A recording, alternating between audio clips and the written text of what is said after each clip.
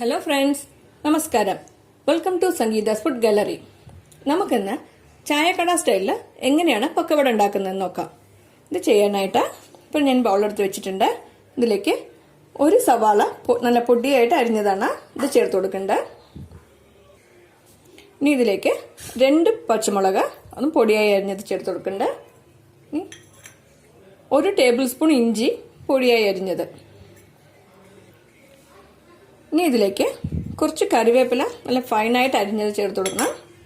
പിന്നെ കുറച്ച് മല്ലിയില ഓപ്ഷനിലാണ്, നിങ്ങൾക്ക് ഇഷ്ടമുണ്ടെങ്കിൽ മാത്രം ചേർത്താൽ മതി. ഇതൊക്കെ നന്നായിട്ട് ഒന്ന് മിക്സ് ചെയ്ത് കൊടുക്കുക. നന്നായി മിക്സ് ആയി കഴിഞ്ഞു. ഇനി ഇതിലേക്ക് ആവശ്യമുള്ള മാവുകളൊക്കെ ചേർക്കാം. അതിലേക്ക് 1 കപ്പ് കടലമാവ്, 1/2 കപ്പ് മൈദ മാവ്, 1 ടേബിൾ സ്പൂൺ അരിപ്പൊടി. ഇത് നല്ല ക്രിസ്പായിരിക്കാൻ വേണ്ടിയിട്ടാണ് അരിപ്പൊടി ചേർക്കുന്നത്. ആവശ്യത്തിന് ഉപ്പ് ചേർത്ത് കൊടുക്കുക. ഇനി ഇതിലേക്ക് 1/2 ടീസ്പൂൺ മാത്രം മുളക് പൊടി ചേർത്ത് കൊടുക്കുക. ഇത് കുറച്ച് കളർ കിട്ടാൻ വേണ്ടിയിട്ടാണ്. നിങ്ങൾക്ക് പച്ചമുളക് മാത്രം മതിയെങ്കിൽ പച്ചമുളക് മാത്രം, ഇനി ഒരെണ്ണം കൂടെ കൂടുതൽ ചേർത്ത് കൊടുത്താൽ മതി. ഇനി ഒരു 1/4 ടീസ്പൂൺ മഞ്ഞൾപ്പൊടി, പിന്നെ കുറച്ച് കായപ്പൊടി. ഇനി ഇതിലേക്ക് ഒരു 3 ടേബിൾ സ്പൂൺ അരിമാവ് ചേർത്ത് കൊടുക്കേണ്ടത്. ഇത് ഇഡ്ലി അരിയുടെ മാവാണ്. ഒരു 3 ടേബിൾ സ്പൂൺ മാത്രം ചേർത്ത് കൊടുക്കേണ്ടത്. അത്യാവശ്യം പുളിയുള്ള മാവാണ്. ഇനി 2 പിഞ്ച് ബേക്കിംഗ് സോഡ. എന്നിട്ട് ഇതൊക്കെ കൂടിയിട്ട് നന്നായിട്ടൊന്ന് മിക്സ് ചെയ്ത് കൊടുക്കുക. നന്നായിട്ട് മിക്സ് ചെയ്ത ശേഷം മാത്രം പിന്നെ വെള്ളം ചേർത്താൽ മതി. ഇപ്പം നന്നായിട്ട് മിക്സ് ആയിട്ടുണ്ട്. വെള്ളം കുറച്ചായിട്ട് ഒഴിച്ചു കൊടുത്തിട്ട് മിക്സ് ചെയ്താൽ മതി, അല്ലെങ്കിൽ വെള്ളത്തിൻ്റെ അളവ് കൂടി പോവും. കുറച്ച് വെള്ളം ചേർത്ത് കൊടുക്കുക. ഇപ്പം ഞാനിപ്പോൾ 1/2 കപ്പ് വെള്ളം ചേർത്ത് കൊടുത്തിട്ടുണ്ട്. നമുക്ക് നോക്കാം, വേണമെങ്കിൽ പിന്നെ ചേർത്ത് കൊടുക്കാം. ഈ വെള്ളം പോരാ, ഇനി കുറച്ചുകൂടെ ചേർത്ത് കൊടുക്കാം.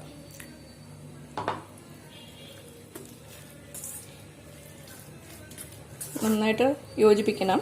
അപ്പോഴേ ഉപ്പെല്ലാം എല്ലാ ഭാഗത്തൊന്നും പിടിച്ചിട്ടുള്ളൂ. അപ്പം ഞാൻ ഇതൊക്കെ നന്നായിട്ട് മിക്സ് ചെയ്തെടുത്തിട്ടുണ്ട്. ഇനി ഇതൊരു 1/2 മണിക്കൂർ റെസ്റ്റ് ചെയ്യാൻ വെക്കാം. അപ്പോഴേ ഇതിൻ്റെ പുളിയൊക്കെ നന്നായിട്ട്, ആ മാവിലുള്ള പുളിയും ഉപ്പും എരിവും എല്ലാം നന്നായിട്ട് ഒന്ന് പിടിച്ചു കിട്ടാൻ വേണ്ടിയിട്ടാണ്. ഇപ്പം ഞാനൊരു 1/4 കപ്പും 2 ടേബിൾ സ്പൂണും എല്ലാം ചേർത്ത് കൊടുത്തിട്ടുണ്ട്. നിങ്ങൾ വെള്ളം നോക്കിയിട്ട് മാത്രം ചേർത്താൽ മതി. ഇതുപോലെ തിക്കായിരിക്കണം മാവ്. ഇനിയിപ്പോൾ നമ്മൾ കുറച്ച് നേരം റെസ്റ്റ് ചെയ്യാൻ വെക്കുമ്പോൾ ചിലപ്പോൾ ഉള്ളിൽ നിന്നും ഇതിലൊക്കെ കുറച്ച് ഇനിയും വെള്ളം വിട്ട് വരാൻ ചാൻസസ് ഉണ്ട്. അതുകൊണ്ട് നോക്കിയിട്ട് വെള്ളം ചേർത്താൽ മതി. അങ്ങനെ വെള്ളം കൂടിപ്പോയെങ്കിൽ കുറച്ചുകൂടെ കടലമാവ് ചേർത്ത് കൊടുത്തിട്ട് നിങ്ങൾക്കത് കറക്റ്റ് ചെയ്യാം. ഇത് 1/2 മണിക്കൂർ വെക്കാം. അതിനുശേഷം നമുക്കിത് വറുത്തെടുക്കാം. ഏകദേശം 1/2 മണിക്കൂർ ആയിട്ടുണ്ട്. ഒരു കടായിലേക്ക് വറുക്കാൻ ആവശ്യത്തിന് എണ്ണ ചേർത്ത് ചൂടാക്കാൻ വെച്ചിട്ടുണ്ട്. ഇത് നന്നായിട്ടൊന്ന് ചൂടാക്കി എടുക്കുക.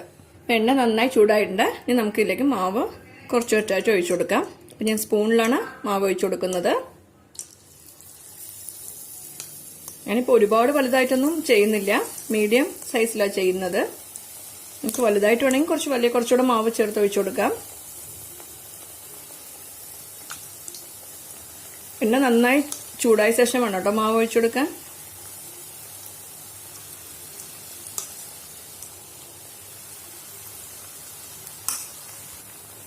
ഇതൊക്കെ കുറച്ച് വേഗം തുടങ്ങിയിട്ടുണ്ട്. ഇതൊക്കെ ഒന്ന് തിരിച്ചിട്ട് കൊടുക്കാം.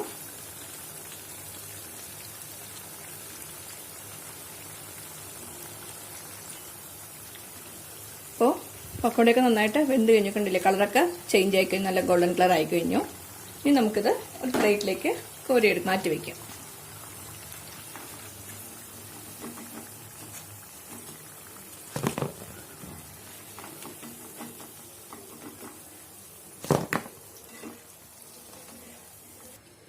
ഇനി നമുക്ക് അടുത്ത ബാച്ച് ഒഴിച്ചെടുക്കാം മാവ്.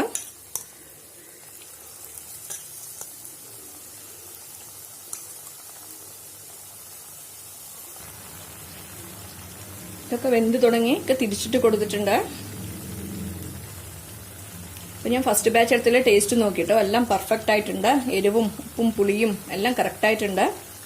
നിങ്ങളുടെ കയ്യിൽ അങ്ങനെ ഇഡ്ഡലി മാവ് ഇല്ലെങ്കിൽ ഒരു 2 ടേബിൾ സ്പൂൺ തൈര് ചേർത്ത് കൊടുത്താലും മതി കേട്ടോ.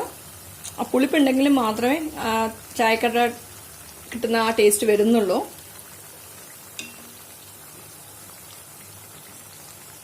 ഇതൊക്കെ വെന്ത് തുടങ്ങി. രണ്ടാമത്തെ ബാച്ച് റെഡിയായി കഴിഞ്ഞു. നമുക്ക് കോരി എടുത്ത് വെക്കാം.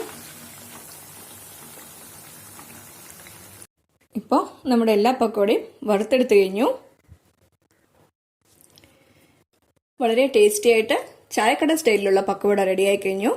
ഇതുണ്ടല്ലേ, ഇത് പൊടിച്ച് നോക്കുമ്പോൾ വളരെ സോഫ്റ്റ് ആയിട്ട് ഉണ്ടാവുള്ളൂ. ഉള്ളിലെല്ലാം ഇതുപോലെ ഉണ്ടാവും.